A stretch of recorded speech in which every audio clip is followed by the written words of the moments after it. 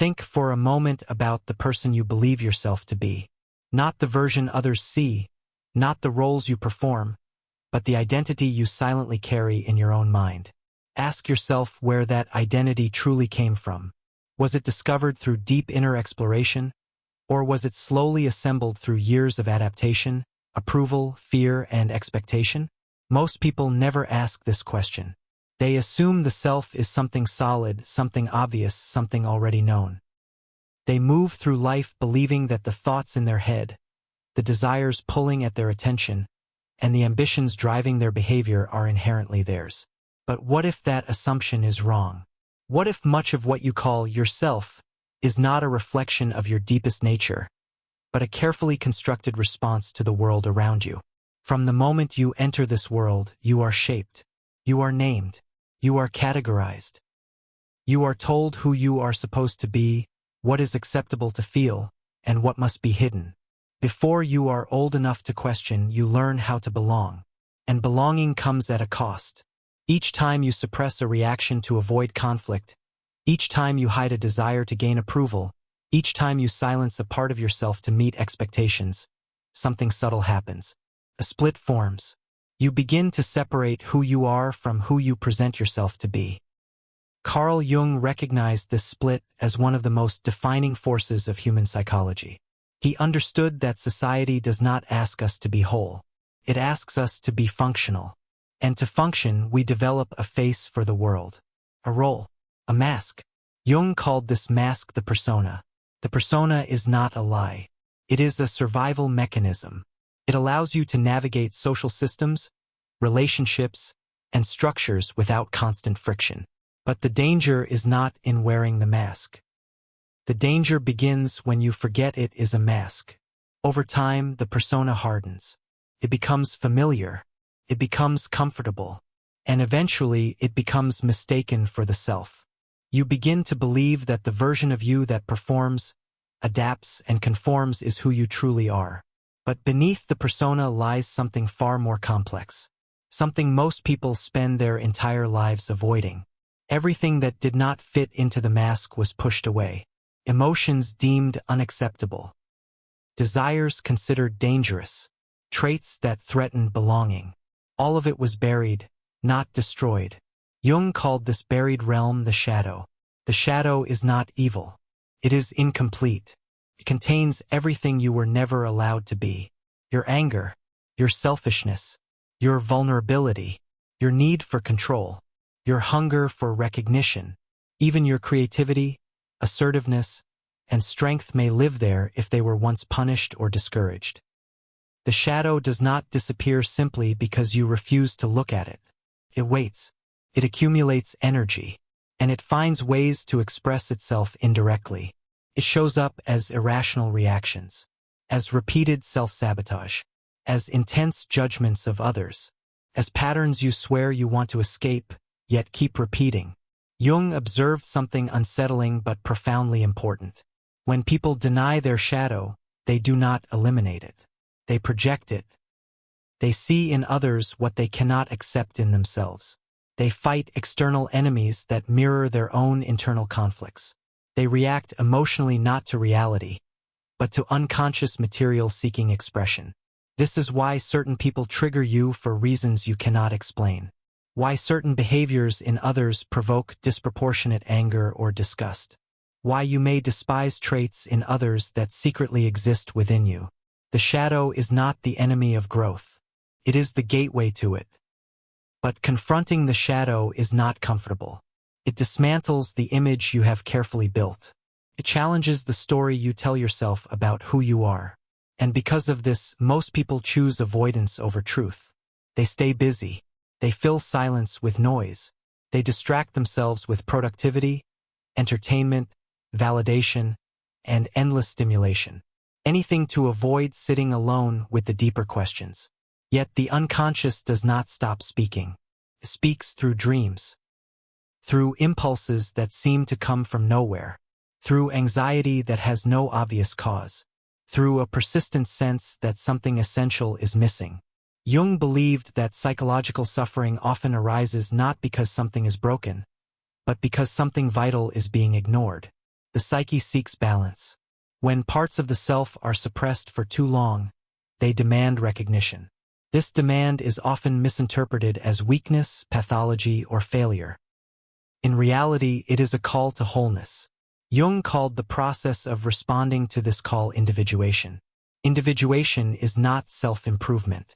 It is not becoming a more impressive version of the persona. It is the gradual integration of the entire psyche, the conscious and the unconscious, the acceptable and the forbidden, the light and the dark. To individuate is to become whole. But wholeness is threatening in a world that rewards conformity. Most people prefer certainty over truth. They cling to identities because identities provide structure. They define themselves by roles, labels, and history because it feels safer than facing the unknown within.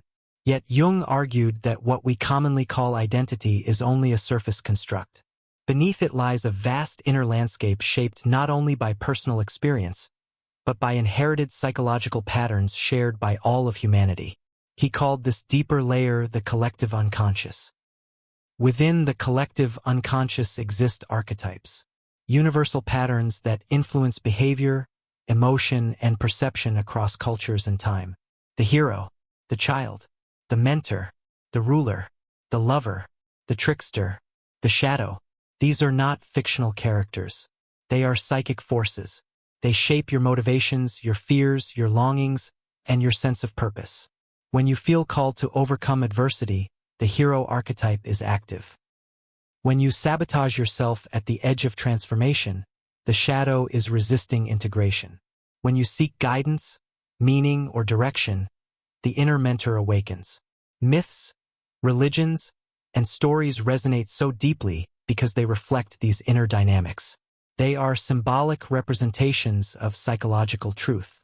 The hero's journey, in particular, is not about external conquest. It is about internal transformation.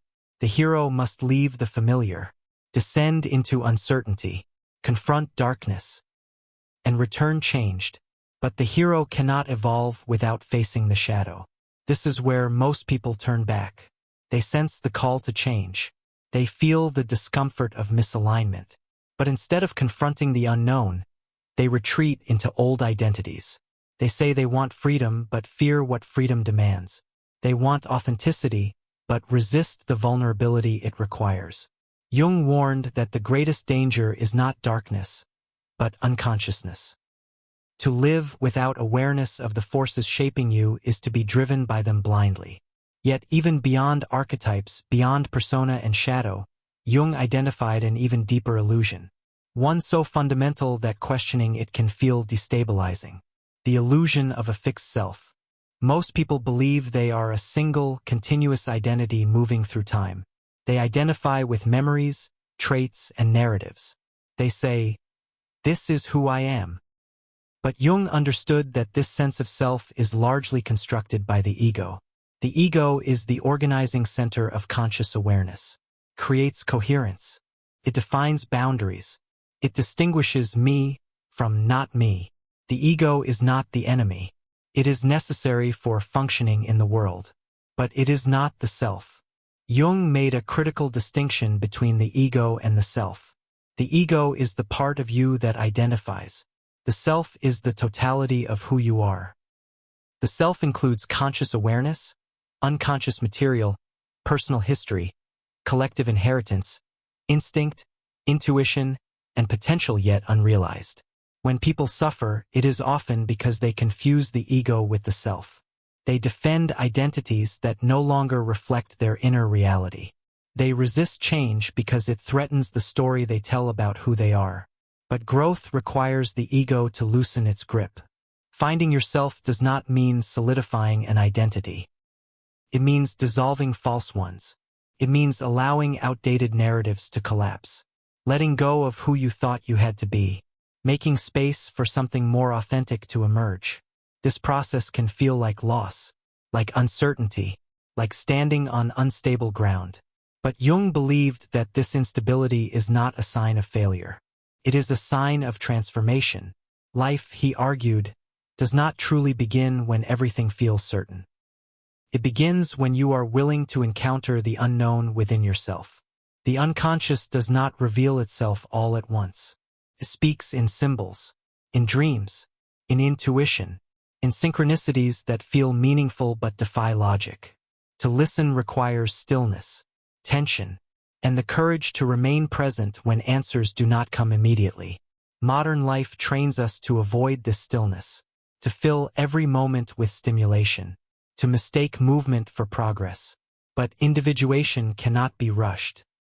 It unfolds gradually, often through discomfort, confusion, and contradiction. You may find yourself questioning beliefs you once held with certainty. You may feel disoriented as old identities dissolve. You may experience a sense of isolation as you outgrow roles that once defined you. This is not regression. It is initiation. Jung believed that many psychological crises are actually spiritual crises misunderstood. Moments when the psyche demands reorientation toward deeper meaning. The tragedy is that most people interpret these moments as something to fix rather than something to listen to. They medicate the symptoms. They distract from the discomfort. They rebuild the persona instead of questioning it. And so the cycle continues. But there is another way. To find yourself is not to become extraordinary. It is to become honest. To acknowledge what you feel without judgment. To recognize patterns without denial.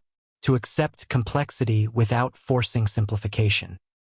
You are not just your strengths. You are not just your flaws. You are not just your past. You are a living process. The self is not a destination. It is an unfolding. And here is the paradox Jung revealed. You do not need to search for the self as if it were missing. It has always been present. What you seek is not something new. It is something forgotten, buried beneath layers of adaptation, fear, and expectation, waiting not to be created, but to be remembered. This remembering requires courage. Not the courage to dominate the world, but the courage to face yourself. To stop running from discomfort. To listen when something inside you whispers that the life you are living does not fully belong to you. Most people will never do this. Not because they are incapable, but because they are afraid. Afraid of losing certainty. Afraid of disappointing others. Afraid of discovering that the story they built their life around was incomplete. But those who answer the call discover something extraordinary. They realize that they were never truly lost. They were only identified with something smaller than what they are. And when that identification loosens, life expands. Not into perfection, not into constant happiness, but into meaning. And meaning, Jung believed, is what sustains the human soul. Life does not truly begin when you find success. It does not begin when you find approval. It begins when you find yourself.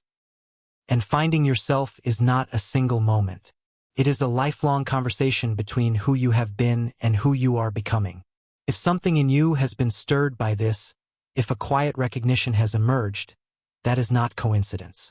That is the self reminding you of its presence. The question is no longer whether the path exists. The question is whether you are willing to walk it.